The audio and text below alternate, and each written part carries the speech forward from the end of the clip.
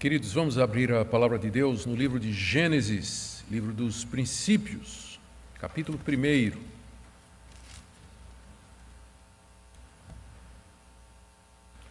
Gênesis, capítulo 1. E, por gentileza, deixe a sua Bíblia aberta aí. Nós iremos do verso 14 até o final do capítulo, verso 31. E nós iremos fazendo a leitura à medida que a exposição prossegue. Gênesis capítulo 1, nós vamos de 14 a 31. Nós estamos assim dando continuação à nossa série de mensagens nesse livro tão querido. É o primeiro livro da Bíblia, é o primeiro dos 5 livros de Moisés, o Pentateuco. Alguns pontos importantes para a nossa compreensão desse livro já foram destacados nas mensagens anteriores. Ele foi escrito por Moisés durante aquele período de 40 anos no deserto, mais propriamente durante o tempo que eles estavam próximos a atravessar o rio Jordão para a Terra Prometida, nas campinas de Moabe, à altura da cidade de Jericó, do outro lado do rio.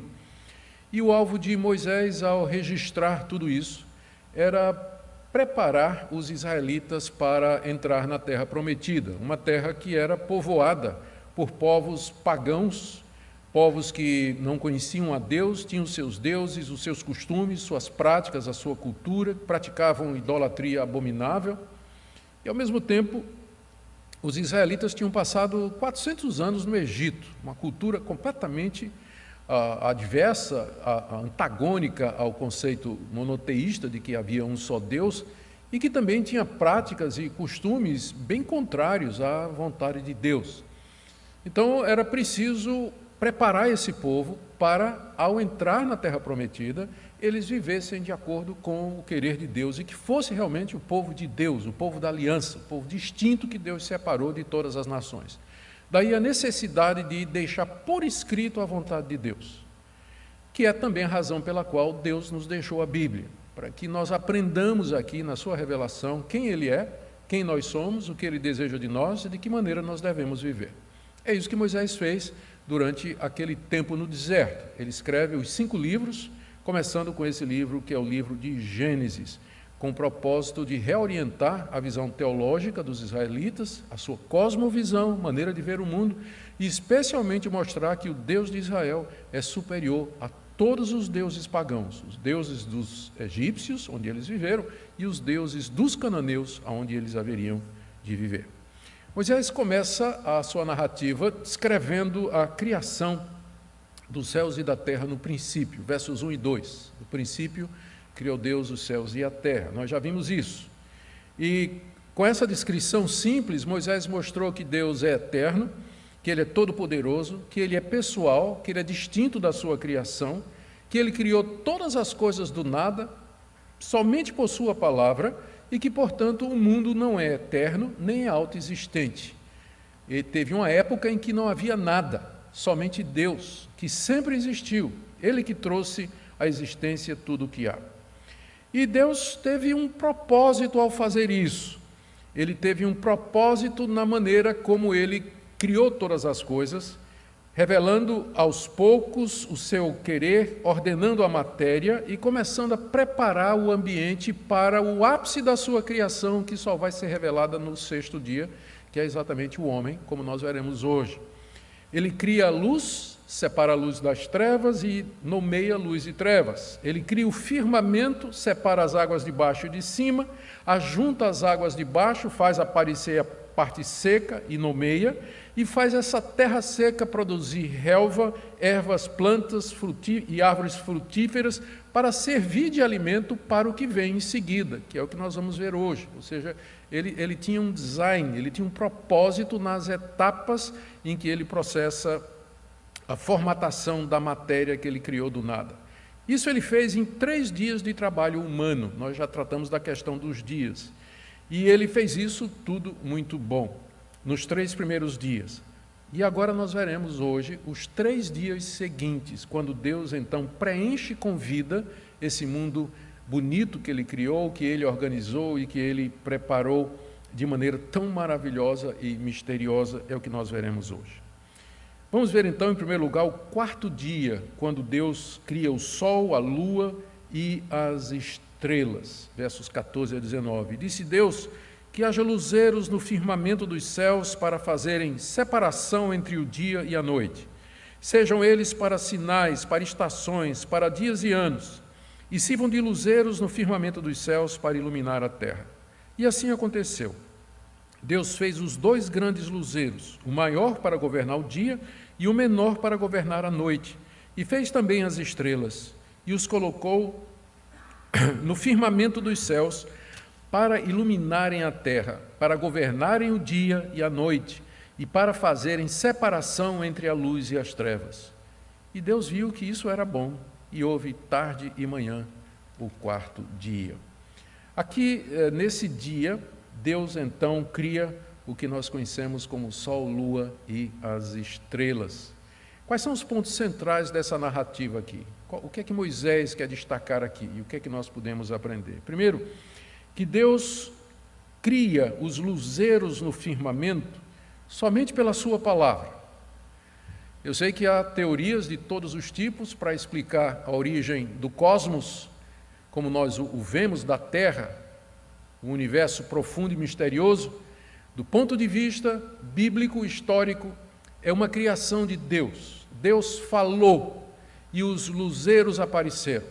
Eles são referidos aqui como alguém, como eu disse, essa é uma das condições para a gente entender Gênesis. Moisés fala como se ele estivesse na terra, vendo tudo acontecer. Então, da perspectiva de Moisés, o que ele via, ou que alguém teria visto, era simplesmente naquele espaço que Deus havia criado, que separa as águas, e que ele deu o nome de firmamento. De repente aparecem essas coisas brilhantes, esses luzeiros, essas luzes. Era isso, a narrativa é da perspectiva do observador. É claro que hoje, pelo avanço da ciência, a gente tem condição de saber que o que parece ser uma simples descrição, Deus criou o Sol, criou o maior, criou o luminar menor, e numa breve frase, e fez as estrelas, está descrevendo a criação do cosmos. Bilhões e bilhões de estrelas, de sóis, de planetas, que a gente não consegue ver o fim deles, a gente não tem ideia da dimensão. E tudo isso é resumido numa frase, e fez também as estrelas. Então, o foco aqui é que Deus é o autor de toda essa realidade maravilhosa que nós vemos. Pela sua palavra, ele agora enche o firmamento com luzes. Luzes. E o objetivo delas, diz aqui, era para governar o dia e a noite. Aqui é importante a gente notar que quando Moisés fala que o sol governa o dia e a lua governa a noite, é governar no sentido de marcar quando termina um e quando começa o outro, a alternância do dia e da noite, da luz e das trevas.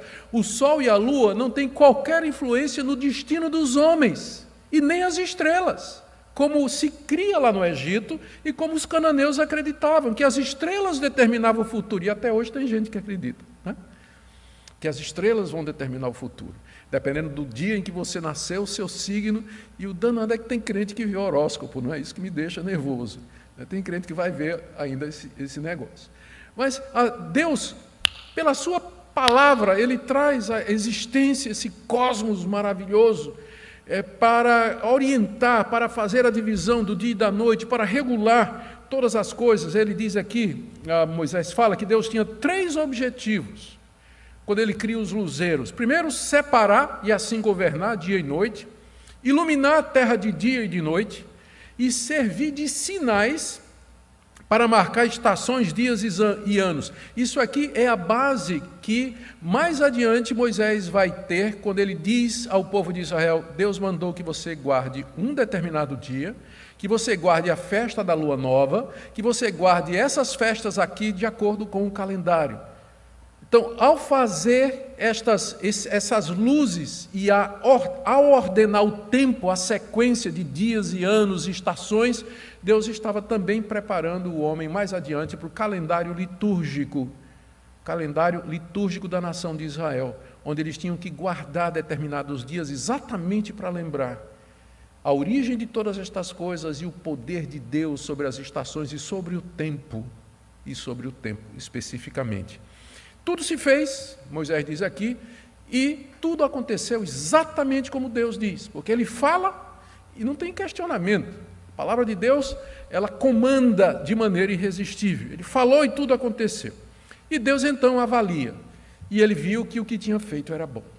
Bom porque é de acordo com o seu propósito, bom porque está preparando o universo para a chegada do homem, bom porque tem a sua finalidade cumprida. E aí Moisés diz, termina o 4º dia, houve tarde e manhã do 4º dia. 2 observações breves aqui. Não sei se vocês perceberam, mas diferente do que aconteceu antes, Deus não dá nome aos luzeiros. Ele simplesmente chama o luzeiro maior para governar o dia e o luzeiro menor para governar a noite. E fez as estrelas. Nos dias anteriores ele deu nome às coisas que ele criou, mas aqui ele nem nomeia. Talvez a razão seja porque o sol e a lua eram as principais divindades adoradas no Egito. O sol era o deus Ra e a lua era a deusa Tote. Então, talvez por isso Moisés nem menciona, Deus nem nomeia os dois, como se dissesse assim, são meras criaturas. Lá no Egito vocês adoravam coisas que Deus nem nomeou, Deus nem deu nome, só para mostrar que são criaturas. As estrelas eram vistas pelos povos pagãos, eu já mencionei, como aquilo que determinava o destino.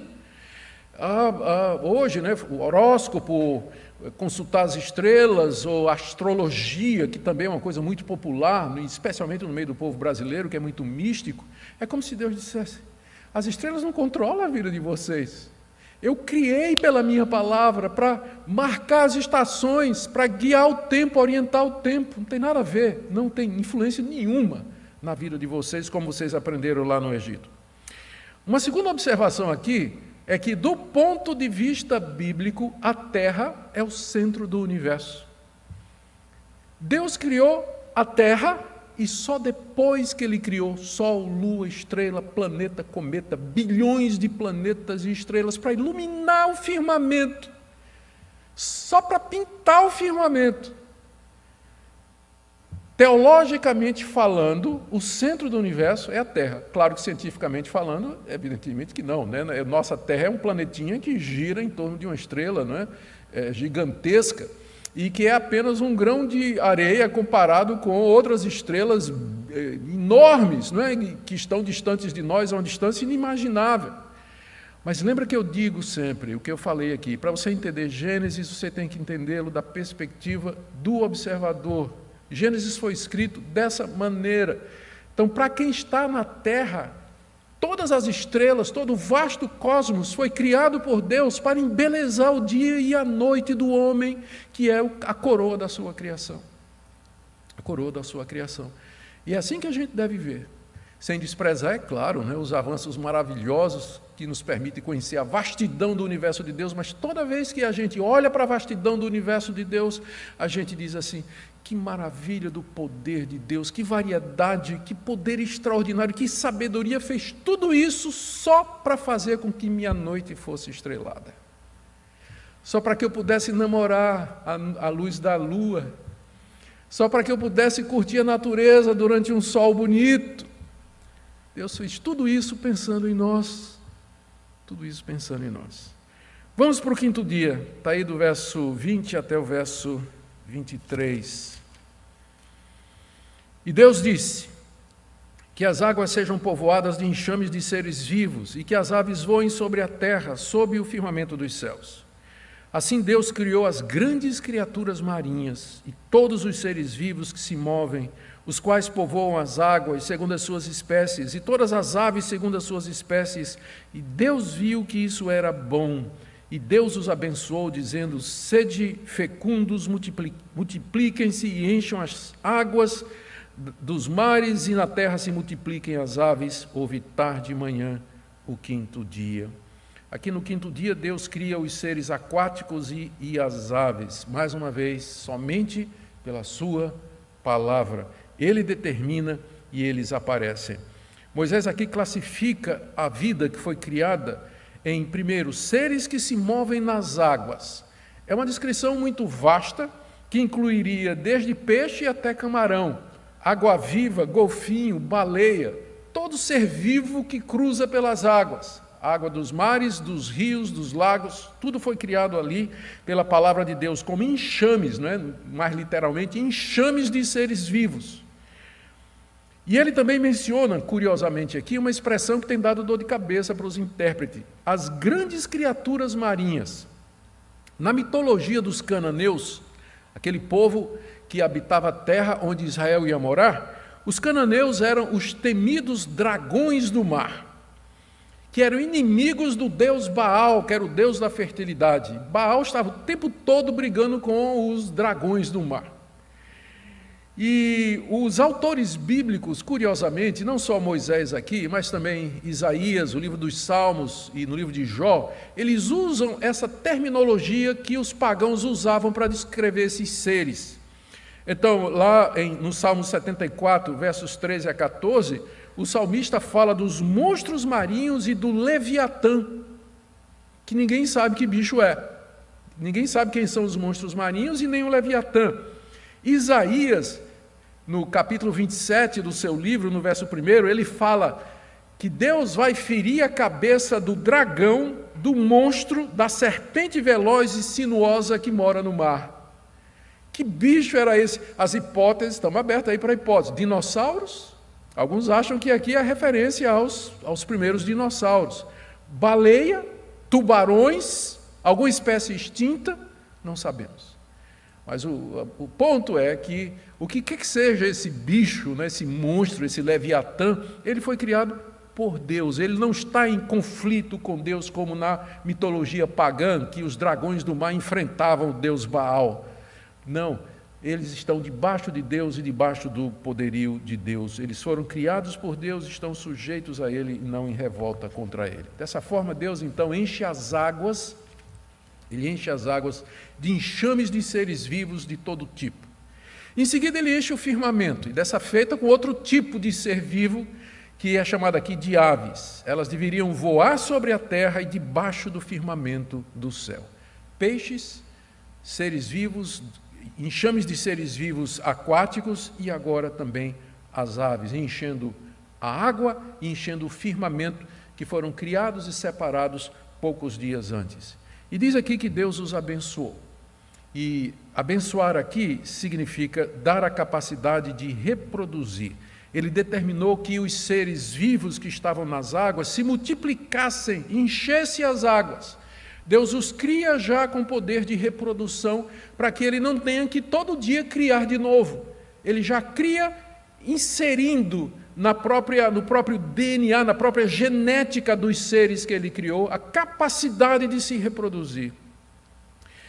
E a mesma coisa ele fez com as aves, não é? Ele manda que elas também se multipliquem, que encham e voem sobre a terra, enchendo todo o firmamento.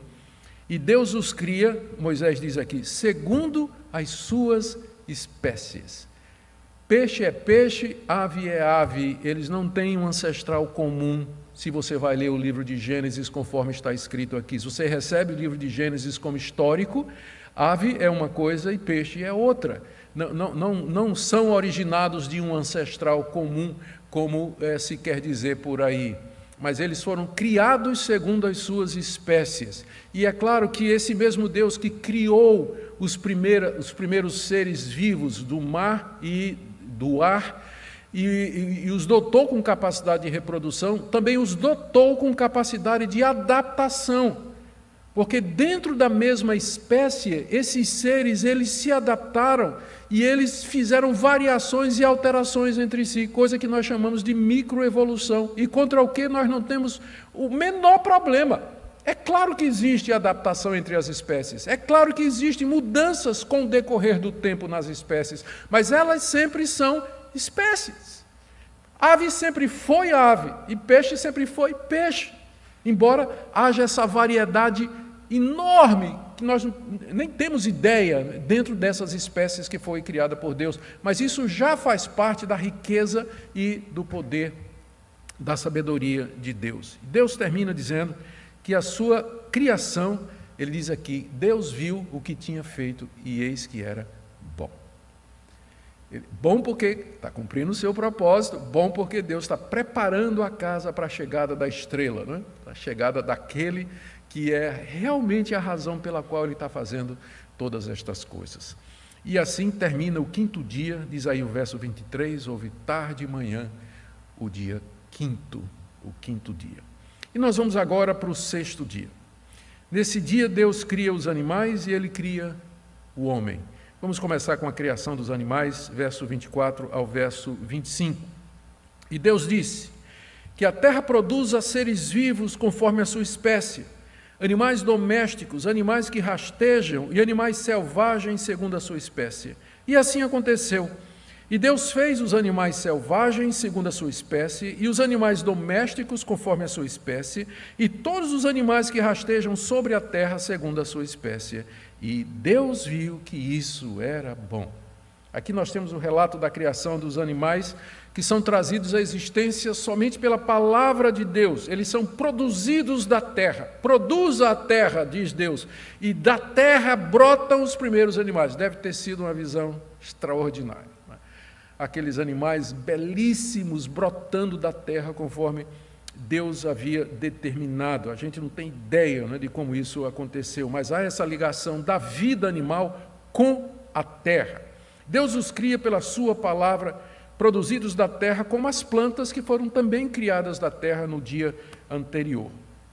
Deus cria essa vida animal com uma grande variedade, chama de seres vivos.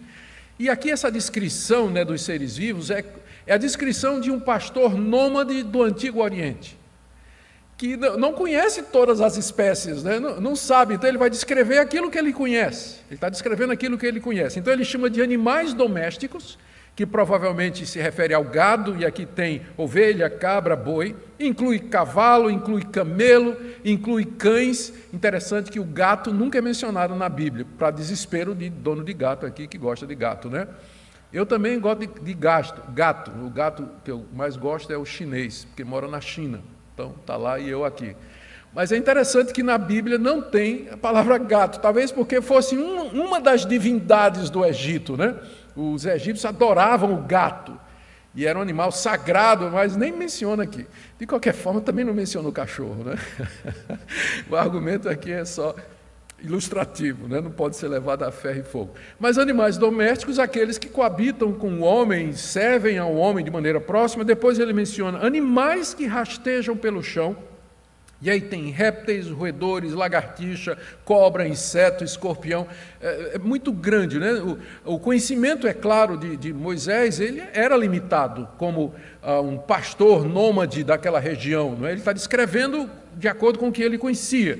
E os animais selvagens, carnívoros, como leões, leopardos, e outros não, como os veados, corças, gazelas, que eram tão populares ali naquela região. A lista não é exaustiva, é claro, e nós não sabemos como encaixar alguns. Por exemplo, tem gatos que são domésticos e gatos que são selvagens, né? Tem cães que são selvagens e cães que são domésticos. Então, como encaixar aqui nessa lista, a gente não sabe. Ela não é exaustiva, ela pretende apenas dizer que todo ser vivo que há, ele foi criado pelo poder de Deus. Foi criado segundo as suas espécies, foi criado segundo essa classificação geral, nessa taxonomia antiga oriental de animais selvagens, animais domésticos e animais que se arrastam. Antes ele tinha falado de seres que vivem nas águas, as aves que voam pelos céus. É a classificação da vida do Antigo Oriente. Era assim que um observador faria essa descrição. Deus os cria, mais uma vez, segundo a sua espécie, com capacidade de reprodução e com capacidade de variação e adaptação. Nós temos muitos tipos de cachorros, não é? Claro, Deus não criou todos os tipos de uma vez só. Ele criou, né, os primeiros e eles se desenvolveram, se adaptaram, mudaram com o tempo, e é o que a gente chama, já falamos, da microevolução, contra o que não tem nenhum problema. Deus viu o que tinha criado e disse que era bom.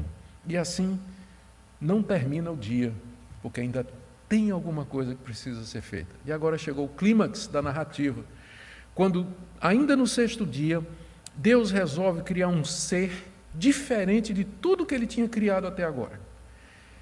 Vamos ler do verso 26 a 31. E disse Deus: façamos o ser humano à nossa imagem, conforme a nossa semelhança. Tenha ele domínio sobre os peixes do mar, sobre as aves dos céus, sobre os animais domésticos, sobre toda a terra e sobre todos os animais que rastejam pela terra. Assim Deus criou o ser humano à sua imagem, a imagem de Deus o criou, homem e mulher os criou. E Deus os abençoou e lhes disse: sejam fecundos, multipliquem-se, encham a terra, sujeitem-na, tenham domínio sobre os peixes do mar, sobre as aves dos céus, sobre todo animal que rasteja pela terra. E Deus disse ainda: eis que lhes tenho dado todas as ervas que dão semente e se acham na superfície de toda a terra, e todas as árvores em que há fruto que dê semente. Isso servirá de alimento para vocês. E para todos os animais da terra, todas as aves do céu e todos os animais que rastejam sobre a terra, em que há fôlego de vida, toda a erva verde lhes servirá de alimento. E assim aconteceu. Deus viu tudo o que havia feito, e eis que era muito bom. E houve tarde e manhã o sexto dia. Aqui Deus resolve criar um ser completamente diferente de todos os que ele havia criado até agora. E pela primeira vez ele fala no plural. Tudo antes é Deus disse, 10 vezes aparece nesse texto todo, Deus disse. Mas agora, pela primeira vez, aparece a expressão façamos, no plural. Várias explicações têm sido dadas pelos estudiosos. Primeiro, isso aqui é um plural de majestade. É um recurso retórico gramatical. Você vê, às vezes, alguns deputados, algumas pessoas públicas dizendo assim: nós queremos nessa noite agradecer, falando no plural, porque sua pessoa é tão majestosa que é mais de que um, nós. Fala com majestade, como se ele fosse corporativo. Então, alguns acham que Moisés usou esse tipo de retórica para falar de Deus. Mas por que só aqui, então? Deus já tinha 10 vezes, Deus disse, Por que no singular, por que não plural? Antes também, porque só aqui quando ele vai criar o homem. Segunda opção é que ele está falando com os anjos, no conselho de anjos. Mas aí não faz sentido dizer, façamos o homem à nossa imagem e semelhança. O homem não é a imagem e semelhança dos anjos. Então não se refere aos anjos. O mais provável é que nós temos aqui já uma indicação, ainda que sutil, da pluralidade de pessoas que há em Deus, e que já foi indicada no verso 2, quando disse que o Espírito de Deus pairava sobre as águas. Verso 1, Deus criou, verso 2, o Espírito de Deus pairava sobre as águas. A Moisés já vem dando aqui e acolá, algum reflexo de que no ser de Deus existem pessoas. O Espírito Santo já foi nomeado, mais adiante vai aparecer no livro de Gênesis a outra pessoa, mas nós vamos esperar chegar até lá. Então, façamos aqui já aponta para o ser plural de Deus. Existe um só Deus em quem subsistem algumas pessoas, ainda o número não está definido aqui, mas mais adiante vai ficar claro, são 3 pessoas que subsistem na Trindade. E esse Deus, ele determina criar um ser que seja a sua imagem e a sua semelhança. Vamos logo deixar claro que isso não significa que Deus tem corpo. Porque algumas pessoas, diante dessa frase, que Deus criou o homem à sua imagem e semelhança, imaginam então que Deus tem que ter corpo, já que nós temos. Se nós somos imagem e semelhança de Deus, então significa que Deus também tem um corpo, um corpo parecido com o nosso. Mas não é nesse sentido que o texto está falando imagem e semelhança de Deus, porque desde o começo Moisés vem dizendo que Deus é eterno, que Deus sempre existiu, e que Deus é Espírito, e que a matéria é criação dele, e que, portanto, não faz sentido falar de um Deus material, um Deus que tem uma essência material, corpórea. Ele é Espírito eterno. Então, a imagem e semelhança tem que ter alguma outra explicação. E a explicação que nós entendemos que é melhor é essa, que o homem foi criado com características morais e espirituais que refletem o caráter e o ser de Deus. O ser humano é pessoal, inteligente, consciente, criativo, e ele usa linguagem como Deus. Disse Deus, disse Deus, disse Deus. De toda a criação, é o único capaz de falar, se comunicar. É isso que significa imagem e semelhança de Deus. Um ser moral, um ser que é amor, que é justiça, bondade e retidão. Todos esses atributos de Deus, ele confere a esse ser. É bom lembrar que tem atributos que Deus não conferiu a esse ser, que é sua imagem e semelhança. Deus é eterno, Ele não conferiu. O homem foi criado. Deus é onipresente, o homem não é. Deus é onipotente, o homem não é. Deus é onisciente, o homem não é. Então, o fato dele ser imagem e semelhança de Deus não quer dizer que ele é igualzinho a Deus, mas que ele tem características que refletem o ser de Deus. O ser de Deus. É isso que significa. E ao fazer um ser assim, Deus tinha alguns objetivos. Primeiro, que fosse o seu representante aqui na terra. Na cultura de Moisés, na cultura do Antigo Oriente, tanto no Egito como na Babilônia, como entre os cananeus, os reis, os soberanos, o faraó, era visto como representante de Deus na terra. Por isso reinava com poder absoluto. E só o rei, só o soberano, só o faraó era filho de Deus. Mas agora Moisés está dizendo que Deus cria, que todos os homens são a imagem de Deus. E que eles são representantes de Deus sobre a terra. Porque mais adiante o que é que Deus vai dizer? Dominem sobre tudo. Tudo. E não era só para o primeiro casal, mas para os descendentes também. Exatamente porque eles são representantes de Deus. A humanidade, o ser humano, ele foi criado como representante de Deus sobre toda a criação. É isso que ele queria.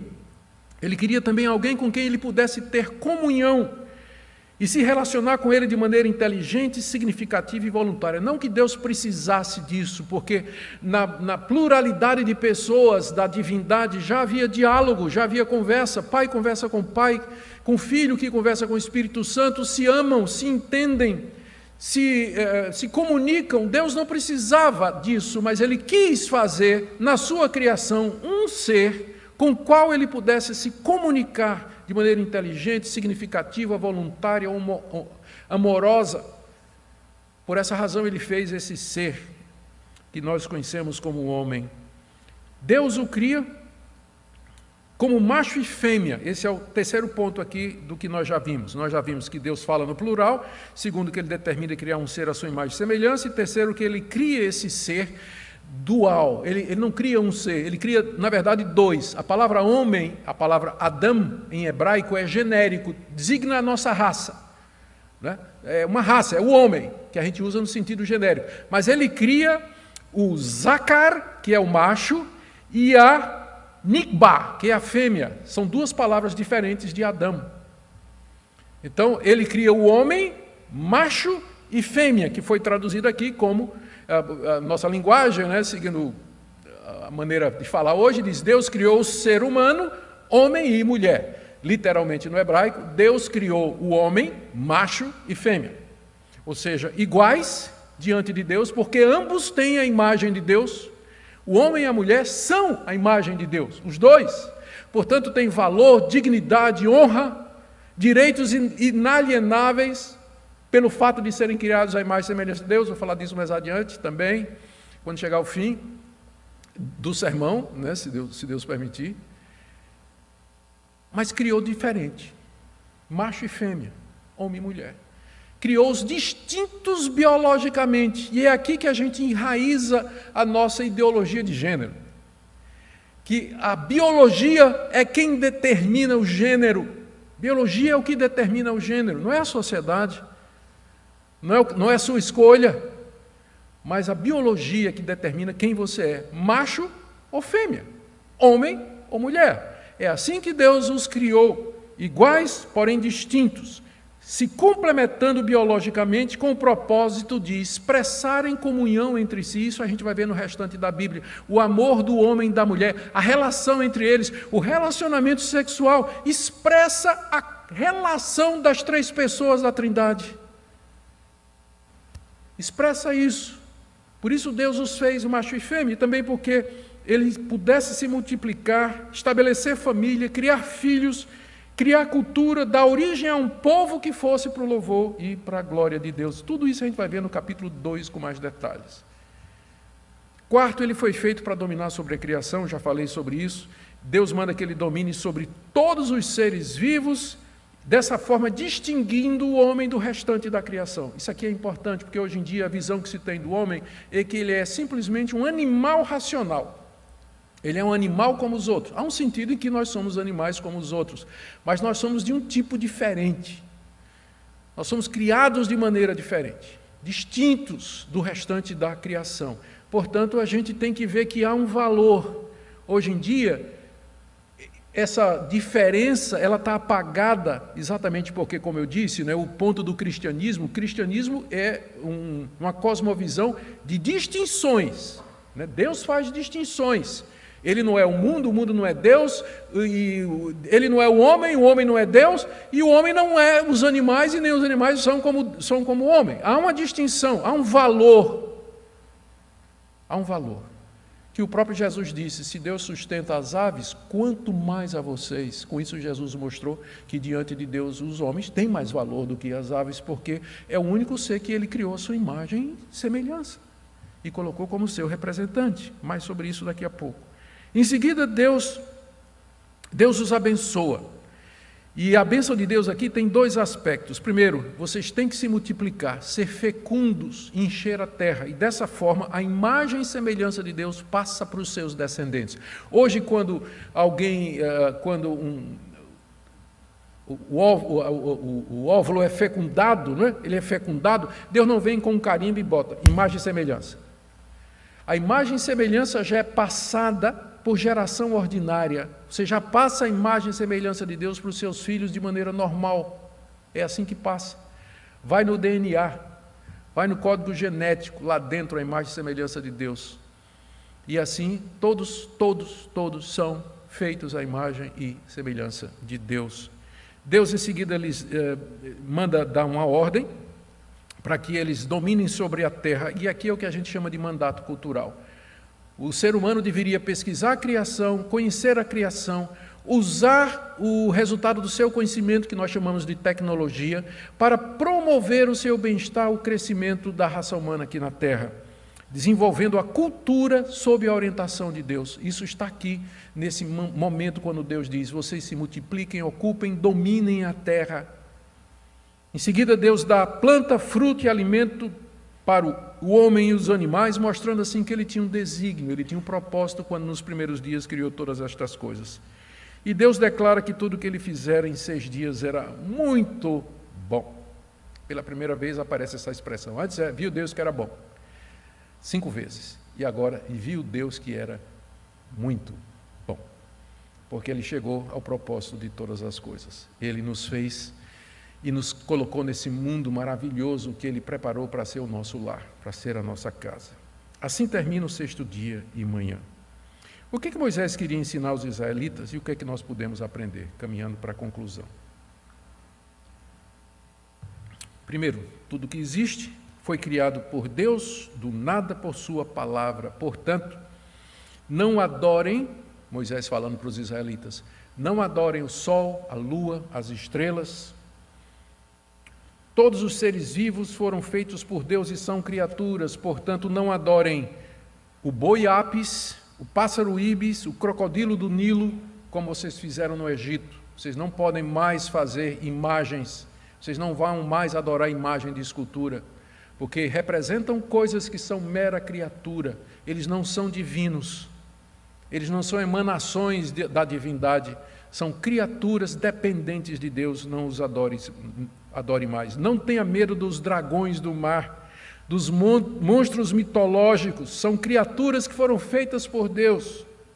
Vocês percebem como a visão bíblica de mundo desmistifica e remove o pavor e o medo que as pessoas têm do escuro, de monstros, de criaturas horripilantes, de lobisomem, de vampiro, e todas essas criações que assombram os que assistem os filmes de Hollywood e as séries, não é? Tem gente que acredita nisso, gente. A gente fica com medo, né, do escuro, que bicho vai ter. A visão bíblica desmistifica a natureza. Não há nada aí que não tenha sido criado por Deus e para o bem do homem. A gente não precisa ter medo dessas coisas. Outra coisa que quer ser ensinado aqui é que o homem foi criado por Deus e, portanto, ele não é divino, não deve ser adorado como vocês adoraram o faraó no Egito.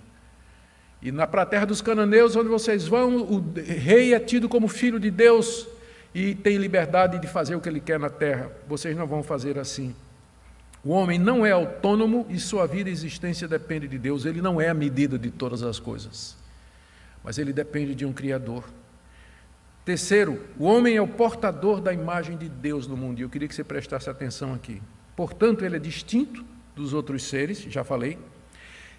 E ele tem valor e dignidade intrínsecos. O que, biblicamente falando, o que concede ao homem dignidade, valor e direitos civis fundamentais, como liberdade de expressão, de religião, de crença, não é a cor da sua pele, não é o país onde ele nasceu, não é o tamanho da sua conta bancária, não são os diplomas que ele obteve, mas o fato de ele existir. Ele é um ser humano, ele foi criado à imagem e semelhança de Deus, e ele tem valor. E essa é a base que os cristãos usam para defender os direitos civis fundamentais. As outras bases são falhas. Se nós somos simplesmente uma espécie evoluída, que viemos todos de um mesmo ancestral comum, o meu valor vai depender da minha habilidade de sobreviver. Vamos enfatizar a esperteza e a capacidade de vencer os outros e nos manter vivos e transmitir os nossos genes para os que vêm depois de nós. Qual é a base que esse tipo de teoria tem para ter misericórdia com os velhos, com os pobres, os doentes, os deficientes? Eles acabam sendo um estorno, não é verdade? Se a teoria da evolução de fato é o que guia o mundo, porque eles servem é um fardo. Mas da perspectiva bíblica, eles têm valor, dignidade, eles são a imagem e semelhança de Deus. Por isso, sempre os cristãos, e por isso a teologia de Israel do Antigo Testamento era voltada para caridade, para boas obras, amor ao próximo, cuidado do necessitado, do órfão e da viúva. Porque o valor da pessoa não tem a ver com a cor da sua pele, volto a dizer, o diploma que está pendurado na sua parede, o tamanho da sua conta bancária, ou o país onde ele nasceu. Mas eles têm igualdade, valor, honra, respeito da parte de Deus. Essa é a razão pela qual, mais adiante, Deus vai dizer, portanto, não mate. Por quê? Porque o homem é mais semelhança de Deus. Portanto, não roube, portanto, não furte, portanto, não adultere. Então, é o que dá a base da ética, é a visão cristã de mundo. É o que dá uma base segura. Eu acho tão engraçado vendo gente que detona o cristianismo e pega uma bandeira de preservação do meio ambiente. Ué, por que preservar o meio ambiente? Que as baleias queimem. O que interessa é que eu quero abrir minha fábrica de banha de baleia. Quero ganhar dinheiro, quero prosperar. Mas quando a gente vê a natureza como sendo um mundinho criado por Deus para nós, a gente tem base para fazer realmente a preservação da natureza. Deus criou homem e mulher diferentes, embora portem a imagem de Deus. O que é que isso significa? Que quem instituiu o casamento foi Deus, Ele que fez macho e fêmea, e que o casamento é heterossexual, que o casamento é monogâmico. Ele não fez um homem e duas mulheres, nem duas mulheres ou um homem, nem dois homens, nem duas mulheres. Ele fez macho e fêmea, um de cada, e disse, multiplicai-vos, sede fecundos, enchei a terra. A gente tem que sempre lembrar o contexto, não é? O que tinha acontecido 400 anos lá em Canaã? 400 anos ali, antes daquele momento que Moisés está passando essas leis e essa visão ali para os israelitas. O que aconteceu 400 anos lá em Canaã? A destruição de Sodoma e Gomorra. Não é? Está lembrado? Então, os israelitas iam entrar numa terra onde a sodomia, prática do homossexualismo, era comum. 400 anos Deus já tinha exercido juízo naquela terra. Por isso a ênfase, homem e mulher, criados por Deus, para multiplicar-se e encher a terra. Quinto ponto, o homem deve explorar a criação com amor, respeito e responsabilidade, sem depredar, destruir o meio ambiente, mas preservar e usar com sabedoria. Se tem alguém que tem base para fazer pesquisa, fazer ciência e usar tecnologia, é aquele que crê nisso. Porque sabe que o mundo foi criado por um Deus de ordem, um mundo que tem propósito, tem um desígnio. Se tudo é caos, se tudo é acaso, falta uma base epistemológica para a gente fazer ciência e fazer tecnologia. mas porque o mundo foi criado por um Deus de ordem, de princípios e de leis, a gente está garantido para fazer isso, a gente está entusiasmado para fazer esse tipo de coisa. A criação original era perfeita, bela, boa, conforme Deus é. E aqui eu já estou adiantando o que é que vem pela frente. O mal, a morte, dor, doença, sofrimento, catástrofe não fazia parte da criação original. Deus viu o que tinha feito e era muito bom. Algo aconteceu que maculou, manchou, afetou terrivelmente a criação, o ser humano. É o que veremos no capítulo 3 de Gênesis. Mas, por enquanto, o primeiro homem e a primeira mulher existiram. São de fato históricos, não míticos, não simbólicos, não metafóricos e nem emblemáticos. Isso aqui é muito importante. O ser humano, os animais, os peixes, as aves não procedem, mais uma vez, de um ancestral comum. Adão e Eva eram reais. E eu digo isso em contraste à teoria da evolução que nega a historicidade do relato de Gênesis, eu posso entender. Mas também existem pessoas que se declaram cristãos que querem abraçar o evolucionismo e que dizem que Adão e Eva, eles não foram os primeiros a serem criados, ou que então eles são emblemáticos da raça humana e assim por diante. Se esse relato aqui não for histórico, não precisava a vinda de Cristo, não precisava a morte dele na cruz e nem a sua ressurreição. Tudo isso aqui prepara o cenário para que o Filho de Deus, Jesus Cristo, aquele que é a exata expressão do seu ser, a imagem perfeita da divindade e da humanidade, um dia pisasse em nossa terra, para restaurar a imagem de Deus em nós e para liderar a nova criação a ser feita por Deus. Queridos, meditem nessa palavra, como é importante para os nossos dias em que questões ideológicas estão em todo lugar, que acossam você na universidade, nas redes sociais, nos meios de comunicação, nas conversas de amigos. É importante que você tenha a explicação da razão por que é que nós cremos assim, por que é que nós não podemos adotar determinada agenda, por que é que determinados posicionamentos ideológicos e políticos, eles não podem, o cristão não pode acertar ou não pode aceitar esse tipo de orientação, de ideia, uma vez que vai contra o princípio de todas as coisas. O livro de Gênesis nos dá a base para o resto da Bíblia. E para aquilo que nós cremos e aquilo que nós professamos. Precisamos de coragem para manter a nossa confiança, porque não são poucos os que desejam, sempre desejaram, desacreditar o cristão, em nome da ciência, quando na verdade é um pseudocientificismo.